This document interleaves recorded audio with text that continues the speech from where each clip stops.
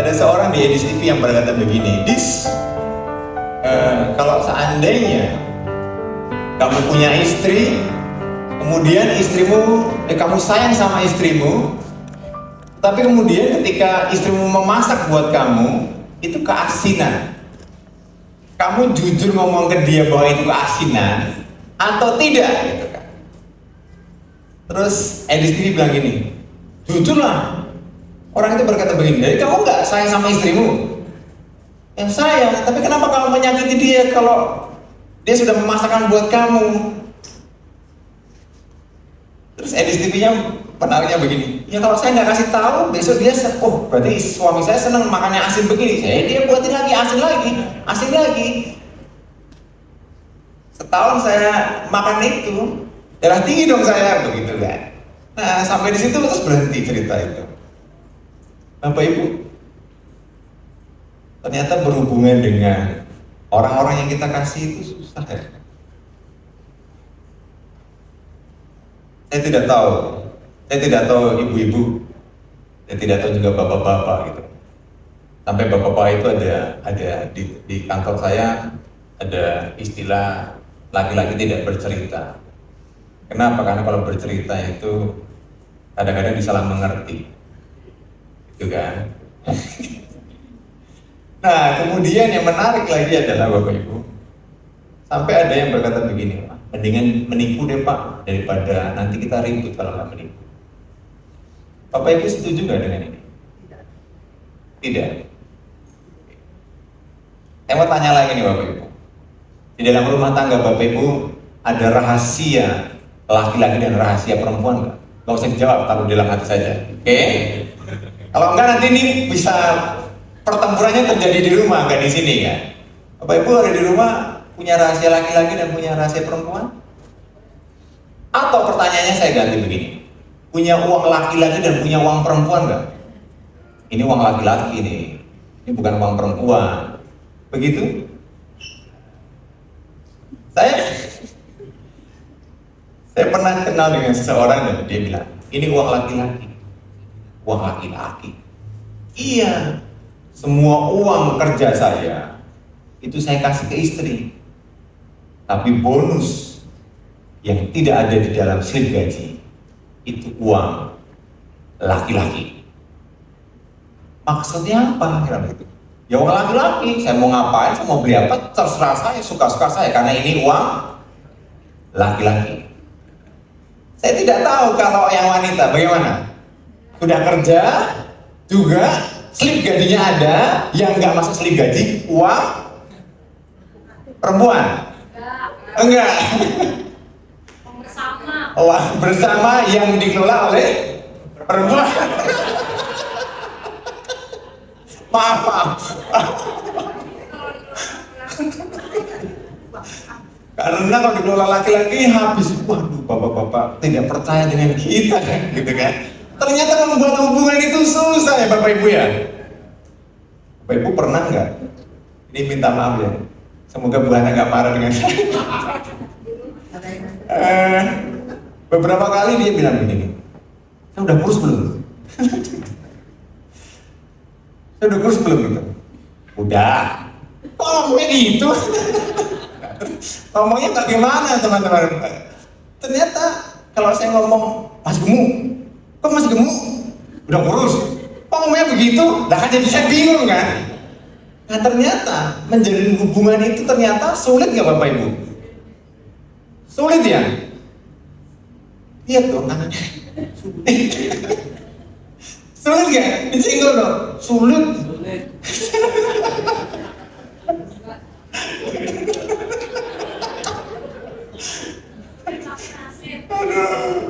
Sulit ya ternyata ya. Orang-orang di sebelah kanan dan kiri kita, orang-orang yang kita kasih itu ternyata. Saya pengen mengasihi, tetapi kadang-kadang model kasih saya itu disalahartikan. Saya pengen mengasihi dia dengan cara yang seperti yang saya bisa lakukan, tetapi ternyata dia salah. Dan ternyata nggak hanya di rumah, di kantor juga ya. Cara bos kita memperlakukan kita, teman pekerjaan kita begitu nggak? Jadi ternyata Sering kali Bapak Ibu dan saya itu berjuang dengan topeng. Yang penting semuanya aman. Tapi walaupun hati ini bergejolak luar biasa. Kenapa? Karena relationship itu sesuatu yang sulit untuk dimenangkan.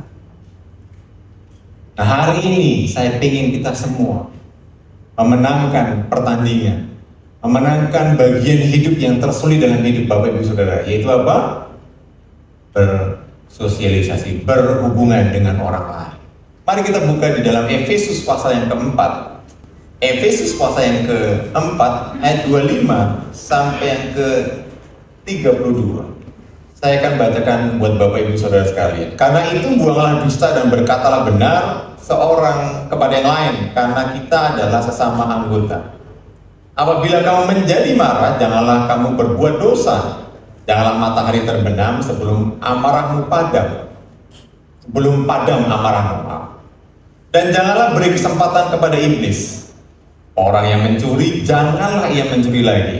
Tetapi baiklah ia bekerja keras dan melakukan pekerjaan yang baik dengan tangannya sendiri, supaya ia dapat membagikan sesuatu kepada orang yang berkekurangan. Janganlah ada perkataan kotor keluar dari mulutmu, tetapi pakailah perkataan yang baik untuk membangun di mana perlu, supaya mereka yang mendengar beroleh kasih karunia. Janganlah kamu mendukakan Roh Kudus Tuhan, Roh Kudus Allah yang telah memeteraikan kamu menjelang hari penyelamatan. Segala kepahitan, kegeraman, kemarahan, pertikaian, dan fitnah hendaklah dibuang dari antara kamu. Demikian juga segala kejahatan. Tetapi hendaklah kamu ramah seorang terhadap lain, penuh kasih mesra, dan saling mengampuni, sebagaimana Allah dalam Kristus telah mengampuni kamu. Bapak Ibu Saudara sekalian, Paulus sedang menceritakan sebuah konsep yang baru, karena Bapak Ibu dan saya adalah ciptaan baru, orang-orang baru dengan identitas baru. Sehingga Paulus menyatakan kepada kita ada beberapa hal yang Bapak Ibu dan saya bisa kerjakan untuk memperbaiki sebuah hubungan atau mempertahankan hubungan itu menjadi sehat dan baik. Yang pertama adalah Bapak Ibu harus menang secara integritas. Jadi mari kita memenangkan hidup ini secara integritas. Apa itu? Mari kita lihat di ayat yang ke-25. Janganlah apa Bapak Ibu? Ayat 25 tadi berkata janganlah apa? Berdusta. Kenapa? Karena kita adalah anggota. Wah, ini menarik Bapak Ibu. Pertama, Paulus bilang begini, jangan berdusta bukan karena berdosa. Bapak Ibu selalu bilang begini, jangan berdosa, itu berdosa, betul? Tapi Paulus hari ini berkata kepada Bapak Ibu Saudara saya, jangan berdusta karena kita sesama anggota. Jadi begini, Bapak Ibu di keluarga itu kan anggota ya, anggota keluarga, betul nggak Bapak Ibu? Bukan teman keluarga, bukan sahabat keluarga, tapi anggota keluarga, betul? Pertanyaannya begini, kalau suami menipu itu berarti dia melakukan buat siapa? Buat dirinya bukan? Enggak, saya menipu istri saya kok Pak. Lah, istrimu itu kan bagian dari hidupmu kan? Jadi kalau kamu menipu istrimu, berarti kamu sedang menipu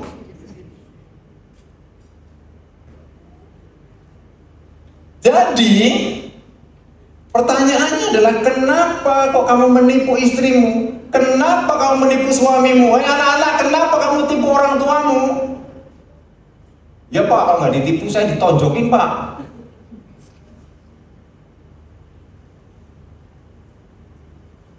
Ya kalau kamu nggak mau ditonjokin, jangan melakukan sebuah kesalahan. Wah, bapak saya galak banget Pak. Kalau saya nilainya jelek, saya nanti dipukulin Pak. Jadi ya daripada saya dipukulin, mending saya menipu Pak.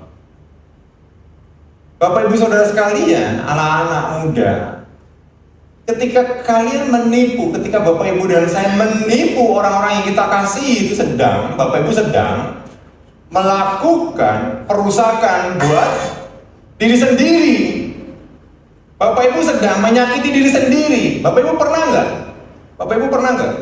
Otaknya udah bilang begini, capek. Tapi Bapak Ibu ngomong, saya harus kerja. Kamu jalan kaki, jalan. Pingsan nggak Bapak Ibu? Tubuh kita sudah kasih alarm nih, harus istirahat. Tapi Bapak Ibu paksain, apa yang terjadi? Kolaps. Bapak Ibu tahu ada sesuatu yang tidak benar, Bapak Ibu, daripada saya nanti panjang ini dengan si A, si B, si C, udahlah. Ya iya aja, supaya apa? Cepat. Begitukah caranya Bapak Ibu? Makanya kalau misalkan tadi, seperti yang tadi yang saya gambarkan itu, ketika seorang yang mengasihi istrinya dan istrinya melakukan sebuah kesalahan dengan makan masakan keasinan, Bapak Ibu bilang begini, ya nggak apa-apa, enak gitu, asin banget padahal, enak gitu. Istrinya taunya enak, dimasakin lagi, asin lagi, darah tinggi dong Bapak Ibu. Makanya terus kemudian meledaknya di akhir. Kenapa? Karena kita tidak jujur di awal. Jadi yang pertama yang Bapak Ibu harus pelajari, berbohong itu bukan karena hanya dosa, tetapi berbohong itu adalah Bapak Ibu sedang merusak hidup Bapak Ibu sendiri. Karena kita adalah apa? Anggota kan? Dan jangan pernah bilang begini Bapak Ibu, jangan pernah bilang begini, dia masih kecil Pak, anak saya masih kecil, nggak tahu Pak. Wah Bapak Ibu, jadi kalau nanti anak Bapak Ibu membohongi Bapak Ibu, jangan berkata, kamu ngajarin siapa? Lah kamu tinggal sama siapa?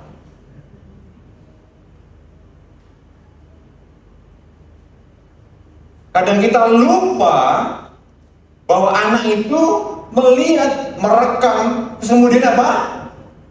Melakukannya.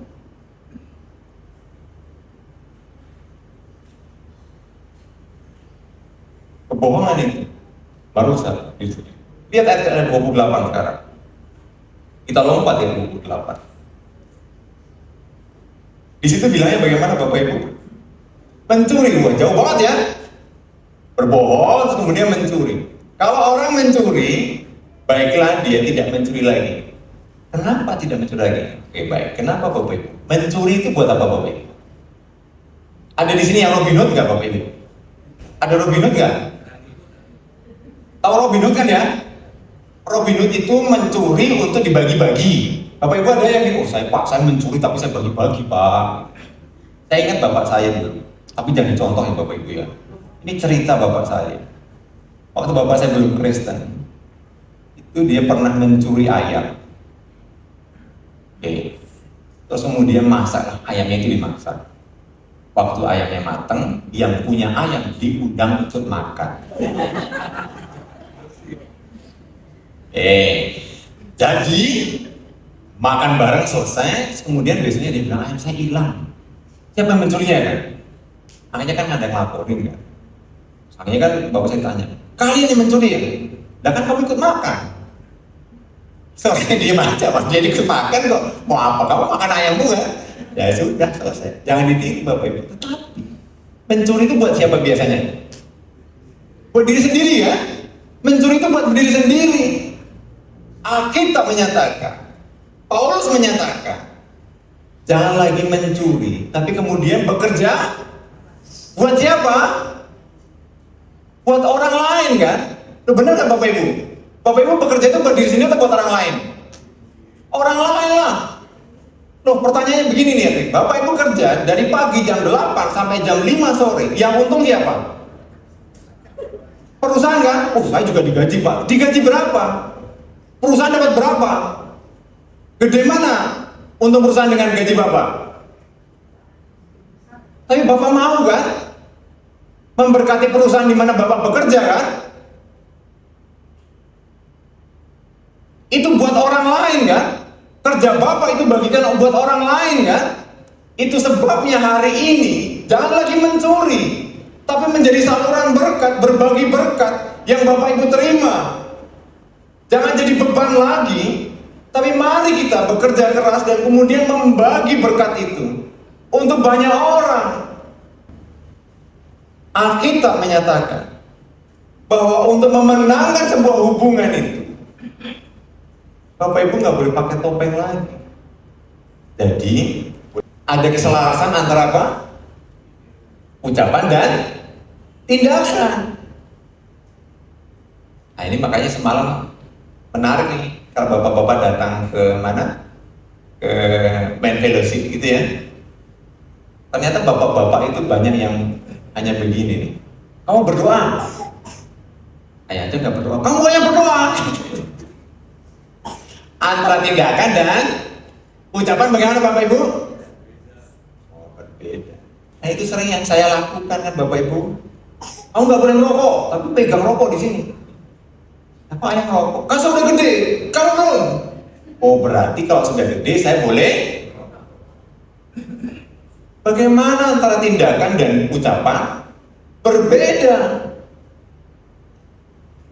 Jadi Bapak Ibu, itu merusak siapa? Merusak kita, merusak saya, dan merusak orang-orang di sekitar saya. Dan itu adalah orang-orang yang saya kasihi. Jadi hari ini, ingat anak-anak, kalau kamu mau menipu orang tuamu, itu berarti kamu sedang menghancurkan masa depan. Bapak-bapak, ibu-ibu, suami istri, lihat sekarang, lihat sebelahmu, lihat pasanganmu, terus dilihat, pantas nggak saya tipu dia ya?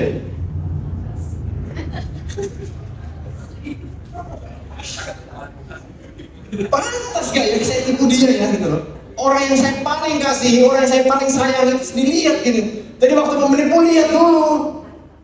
Wah ini orang yang membuat hati saya luluh. Saya nggak tega dong menipu dia. Wah tapi kalau nggak ditipu Pak, saya nggak bisa tidur di semalaman ini. Dia pasti akan wah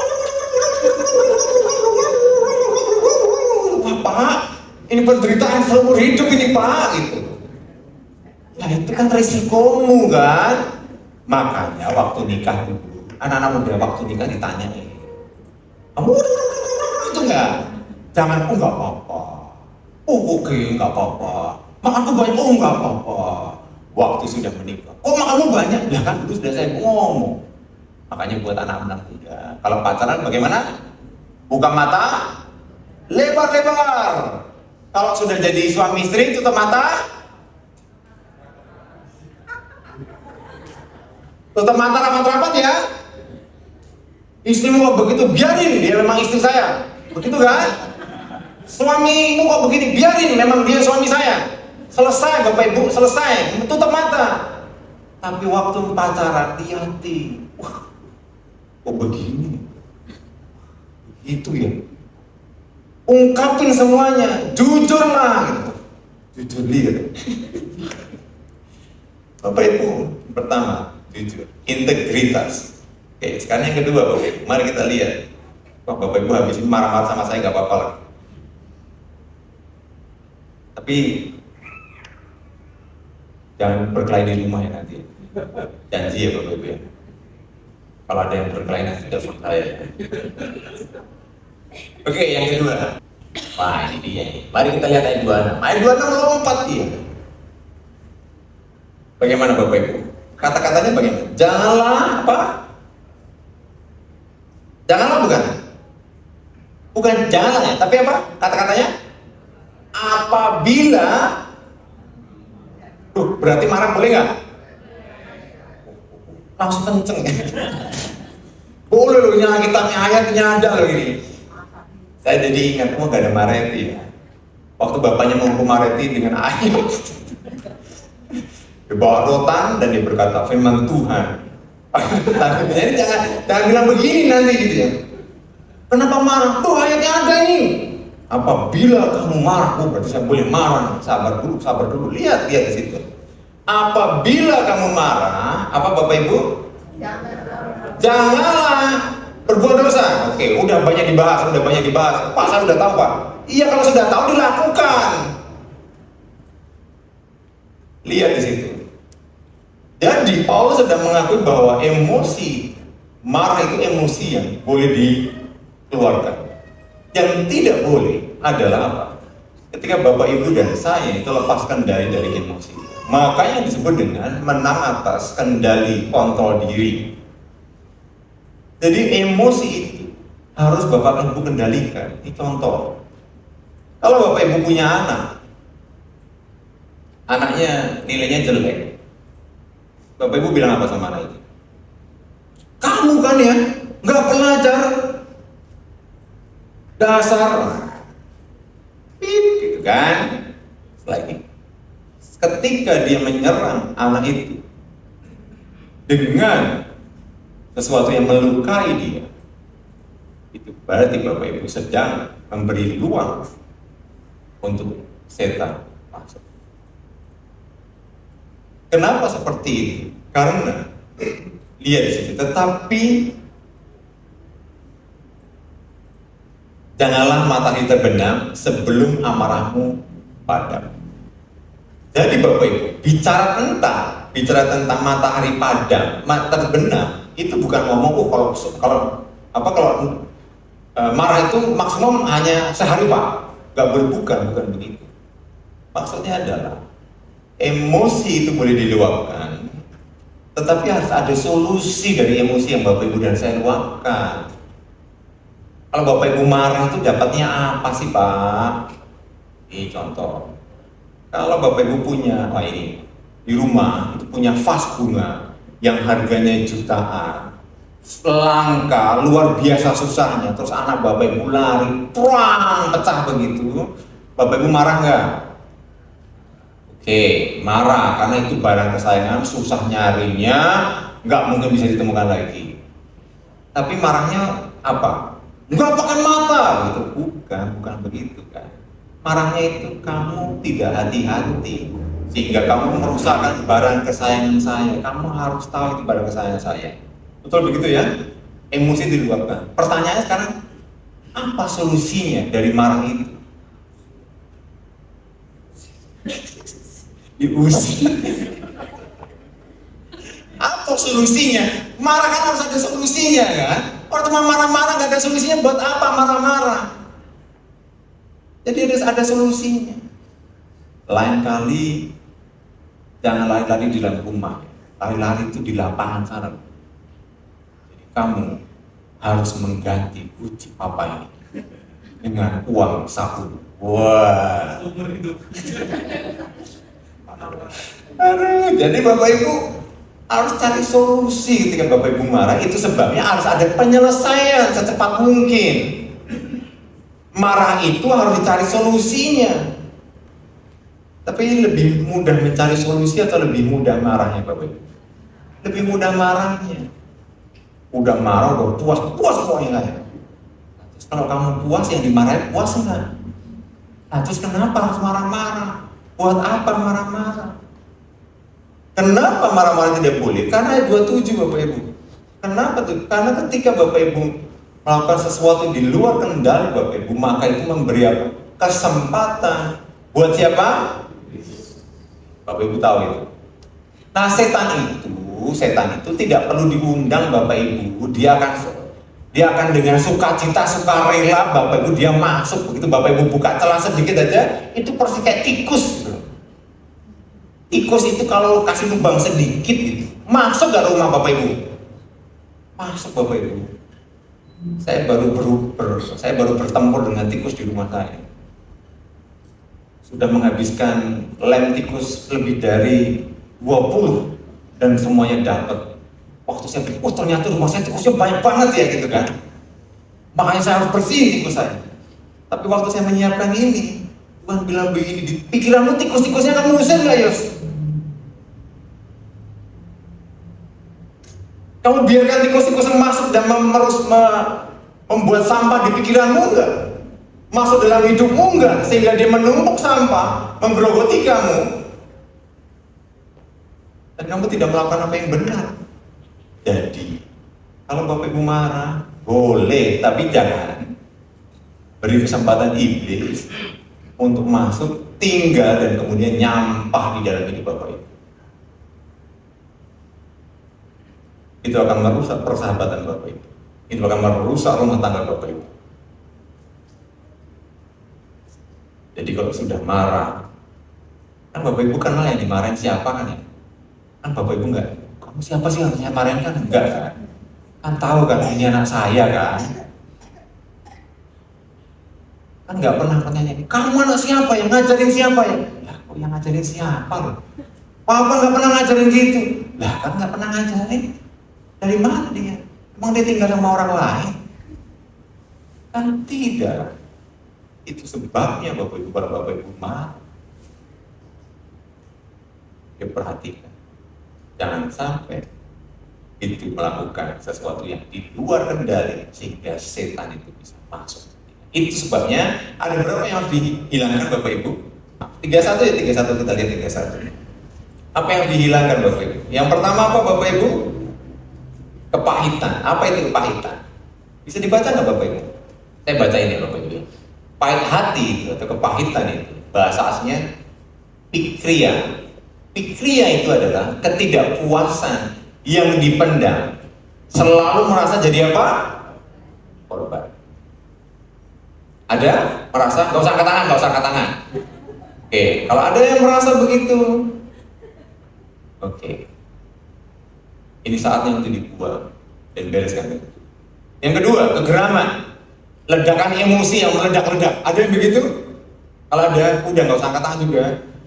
Langsung lapor sama Tuhan, Tuhan, saya mengalami timos, kegeraman, marah, orge, kemarahan yang bersifat menetap dan merencanakan pembalasan. Waduh, itu saya banget itu. Saya di foto ya. Kalau butuh nanti akan saya kirim ininya.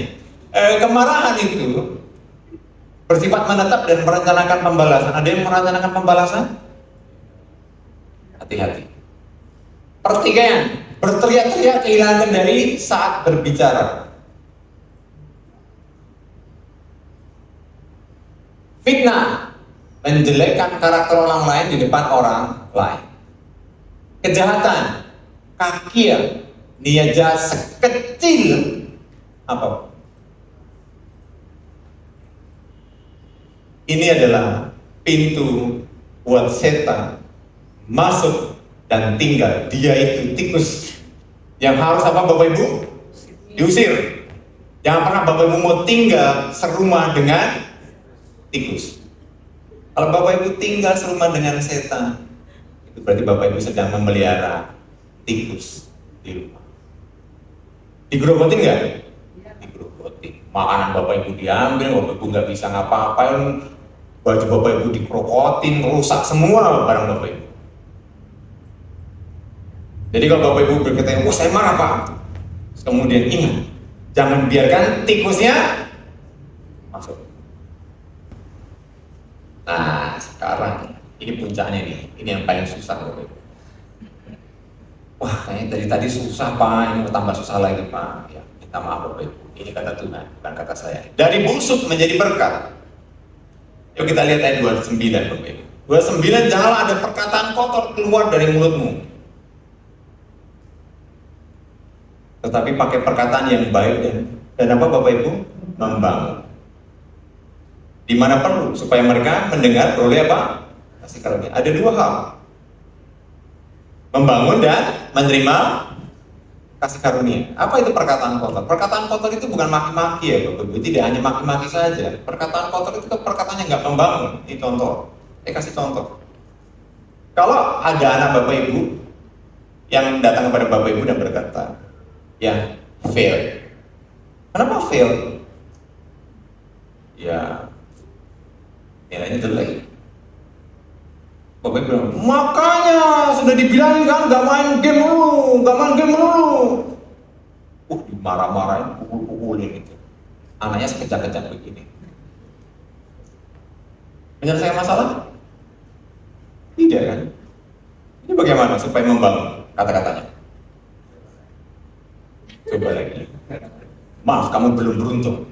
Coba lagi. Gak begitu juga kali ya. Tapi Bapak Ibu bisa bilang begini. Apa yang kamu pelajari di kegagalan? Apa yang kamu pelajari di kegagalan? Gak apa-apa. Gak apa-apa. Kamu merasa gak apa-apa? Oke buat kamu? Kalau dia bilang ini, iya saya tahu saya salah. Oke, kalau kamu tahu salah, apa yang kamu lakukan? Kamu belajar ini. Oke, ayah akan bantu kamu belajar. Jadi nanti kalau ayah ingatin kamu, jangan marah ya, karena kita sudah punya kesepakatan di sini sekarang. Kamu belajar, ayah mau ingetin kamu untuk belajar. Kamu mau kan? Mana yang lebih baik? Mana yang lebih enak didengar? Mana yang lebih membangun? Bapak Ibu, ingat Bapak Ibu, marah itu tidak menyelesaikan sebuah perkara. Tetapi duduk dan berpikir bersama menyelesaikan masalah, itu adalah solusi yang paling baik. Saya mau berbagi. Ketika orang tua saya marah, bapak saya selalu dudukkan saya dan berkata begini, ayah tidak marah sama kamu, tapi ayah sedang kasih tahu kamu, mengerti kamu? Itu berkesan dalam hidup saya. Bapak saya tidak pernah marah, walaupun bawa pukulan begitu. Ayah tidak marah dengan kamu. Ayah sedang mengajari kamu. Tapi itu yang berkesan dalam saya. Itu yang saya lakukan buat Deva.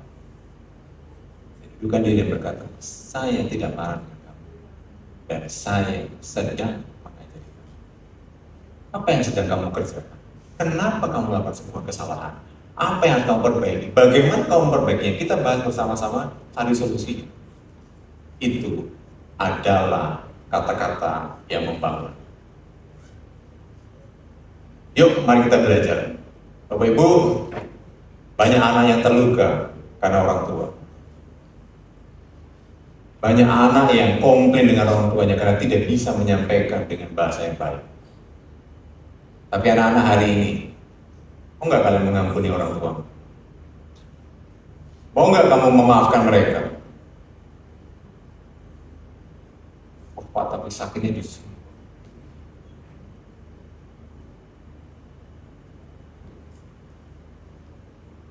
Jadi buat orang tua hati-hati, hati-hati ya. Jangan melukai hati anak.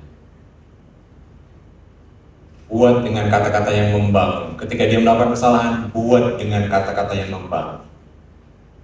Yuk, saya support kamu. Yuk, kamu berbuat baik lagi. Yuk, berubah yuk. Saya bantu kamu. Saya dukung kamu. Jadi ketika dia masih main game lagi, terus kita datang ke dia, terus, kok masih main game? Bentar. Kok bentar? Sudah berapa aja? Katanya kamu mau berubah. Kamu mau gagal lagi. Kan jauh lebih enak kan? Daripada begini, main dulu. Warnanya dong begini kan? Mau berapa jam lagi?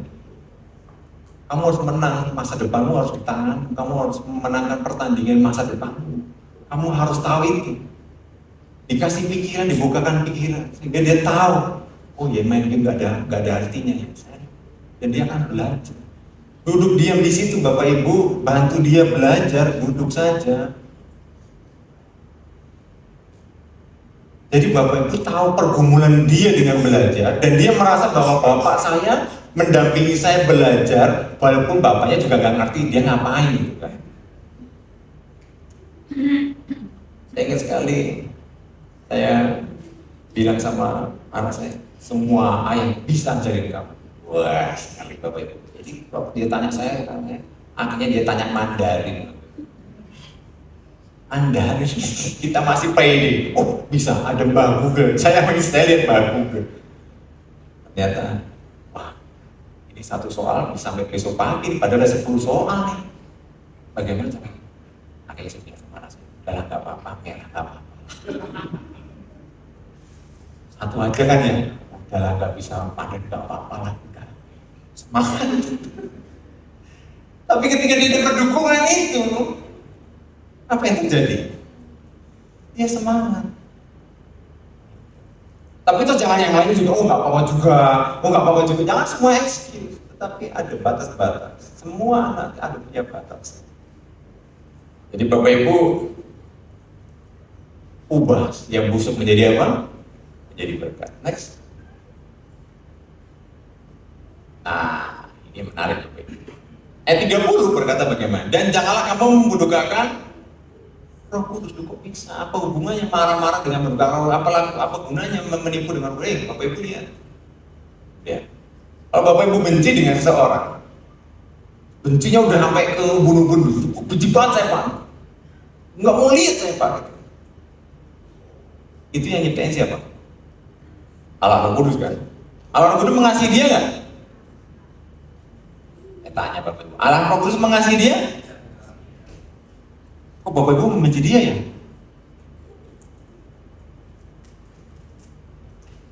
Sedih nggak Allah Roh Kudus Bapak Ibu?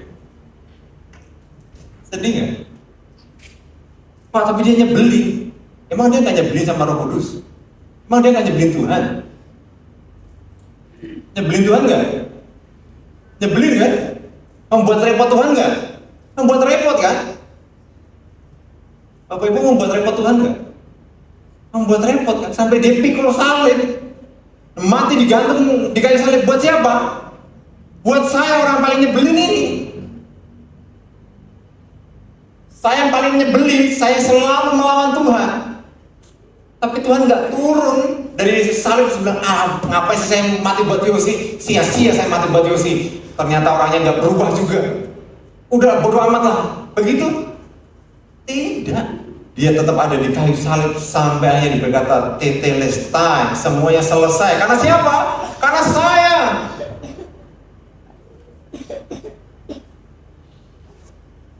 Jadi kalau hari ini Bapak Ibu sakit hati dengan seseorang, marah dengan seseorang, orang itu dikasih Tuhan Yesus. Tuhan Yesus mati buat dia. Allah Roh Kudus juga mengasihi dia seperti Allah Roh Kudus mengasihi Bapak Ibu dan saya.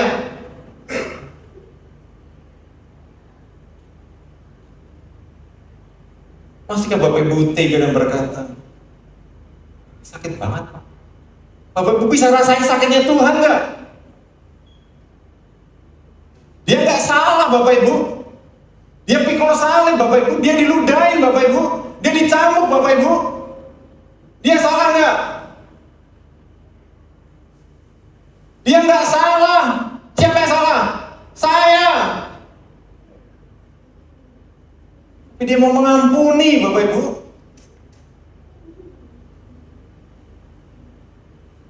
Dari mimbar ini saya mau bilang sama Bapak Ibu, kalau suamimu menyakitimu sampai luar biasa, lihat, dia adalah orang yang disayangi oleh Tuhanmu.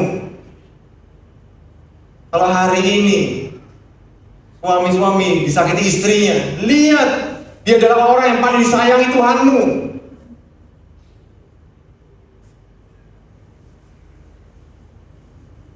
Tuhanmu sayang banget dengan mereka.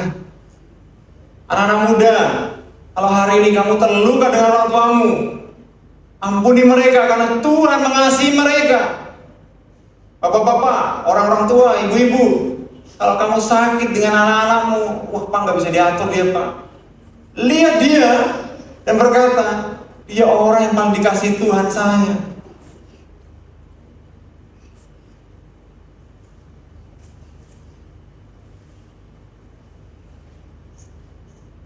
Lihat Bapak Ibu, lihat orang-orang yang di sekitar Bapak Ibu itu adalah orang-orang yang paling dikasihi Tuhan, biji mata Tuhan, dibelain Tuhan mati-matian.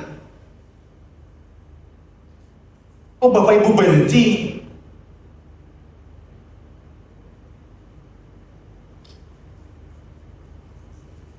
Apakah begitu besarnya dosa yang tidak bisa diampuni sehingga Bapak Ibu nggak bisa mengampuni dia?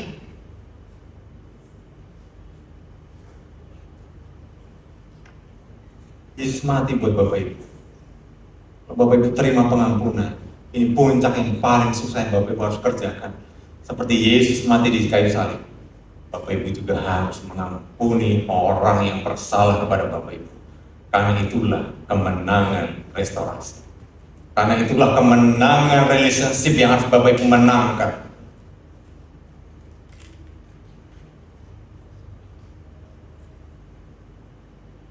Mari kita jangan jadi pecundang, tapi kita jadi pemenang. Hari ini saya ingin Bapak Ibu pulang dari tempat ini, peluk erat istri Bapak Ibu, peluk erat suami Bapak Ibu, rangkul anak Bapak Ibu dan berkata, maafkan saya, ampuni saya mau mengasihi kamu, tapi mungkin cara saya mengasihi kamu salah. Mungkin kata-kata saya menghancurkan kamu. Kata-kata saya melukai kamu. Hari ini Bapak Ibu, mari peluk erat keluarga kita. Beri pengampunan buat orang-orang yang telah melukai kita. Karena itu adalah kemenangan sebuah hubungan. Kemenangan sebuah hubungan itu bukan karena saya benar, kamu salah, tetapi kemenangan relationship itu karena saya mengasihi, karena Tuhan sudah mengasihi.